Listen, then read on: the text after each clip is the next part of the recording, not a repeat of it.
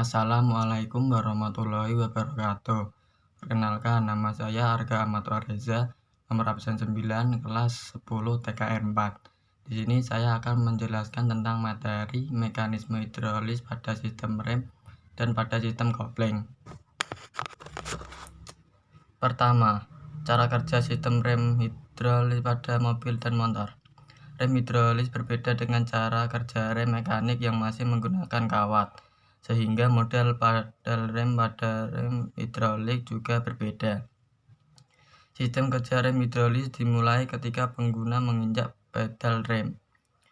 Tuas pada pedal rem terhubung langsung dengan piston di dalam master silinder, sehingga saat pedal rem ditekan, tuas rem akan mendorong piston pada master silinder.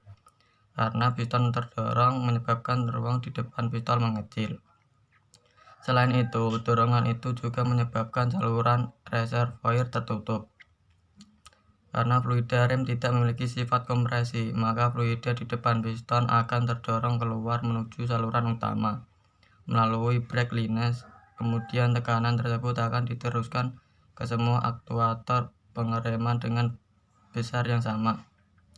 Saat tekanan fluida mencapai silinder roda, maka fluida atau minyak rem bertekanan tersebut akan menggerakkan piston pada silinder roda untuk menekan kampas rem. Saat inilah proses kerja rem terjadi. Saat pedal dirilis, maka return spring baik pada master silinder atau pada aktuator rem akan mendorong piston ke posisi semula, sehingga fluida di dalam brake lines kembali mengisi ruang di depan piston master silinder. Keuntungan rem hidrolis: tidak mengalami pemuaian karena tidak memakai kabel kawat melainkan menggunakan fluida. Daya pengereman dapat diteruskan lebih maksimal sehingga lebih pakem. Bunyi saat melakukan pengereman akan diminimalkan karena minim komponen yang bergesekan. Kekurangan rem hidrolik: komponen yang digunakan lebih kompleks. Saat terjadi kebocoran fluida, minyak rem berpotensi merusak permukaan komponen mobil karena bersifat asam. Jika tidak dirawat, master silinder atau silinder roda bisa macet, sehingga perawatan pada hidrolik brake tidak boleh terputus.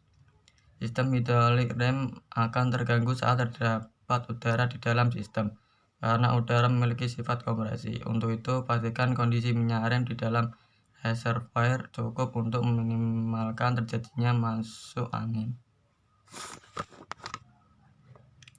Kedua, cara kerja kopling hidrolik pada masing-masing komponen. Setiap kendaraan, baik itu motor dan mobil sekalipun, membutuhkan komponen kopling di dalamnya. Kopling biasanya terletak pada bagian engine dan transmisi. Fungsi dari kopling ini sendiri untuk menghubungkan serta memutuskan putaran mesin yang menuju sistem transmisi. Jika dilihat dari konstruksinya, jenis kopling mobil terbagi menjadi 3, yaitu kopling mekanis, kopling sentrifugal, dan kopling hidrolik. Dinamakan jenis kopling hidrolis dikarenakan dalam melakukan pemindahan daya menggunakan tenaga hidrolis. Tenaga hidrolis ini didapatkan dengan cara menempatkan cairan dalam sebuah wadah yang diputar sehingga cairan tersebut nantinya akan terlempar serta bersirkulasi.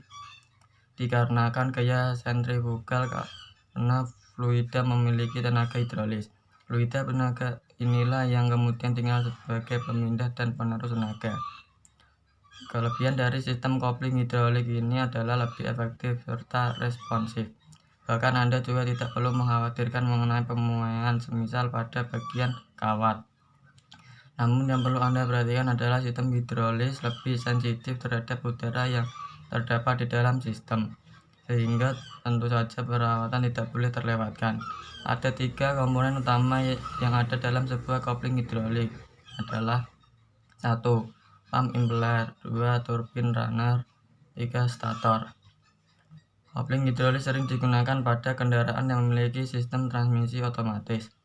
Prosesnya kerjanya pun juga memanfaatkan tekanan hidrolis serta untuk pemindahan yang terjadi dari satu kopling menuju kopling lainnya dilakukan dengan cara mengatur hidrolisnya. Lalu bagaimana cara kerja kopling hidrolik? Berikut ini penjelasannya. 1. Pedal kopling hidrolis. Pengoperasiannya pada kopling hidrolis lebih memanfaatkan pada tekanan hidrolis minyak. Pedal kopling ini memiliki fungsi untuk menekan minyak yang ada di dalam mater silinder dan kemudian dilanjutkan menuju silinder kopling. Dua mater silinder kopling hidrolis mempunyai minyak hidrolis yang berada di dalam mater kopling hidrolis terpisah serta dihubungkan dengan menggunakan pipa elastis. 3. Silinder kopling hidrolik. Cara kerja kopling hidrolik lainnya terletak pada silinder kopling hidrolik. Pada bagian silinder kopling dilengkapi baut blading yang memiliki fungsi untuk mengeluarkan udara yang ada di dalam sistem hidrolik seperti yang sudah dijelaskan sebelumnya. Jika terdapat udara di dalam sistem hidrolis, maka akan membuat sistem kerjanya menjadi terganggu. Bila jumlah udara yang ada di dalamnya terlalu banyak, maka akan terjadi penekanan yang berasal dari master silinder, namun tidak membuat piston silinder menjadi tidak bergerak.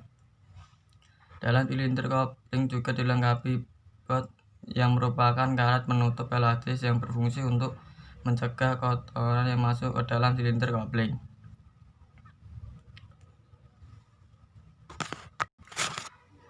Berikut penjelasan dari saya, semoga bermanfaat. Kalau ada kata-kata yang salah, mohon dimaafkan. Wassalamualaikum warahmatullahi wabarakatuh.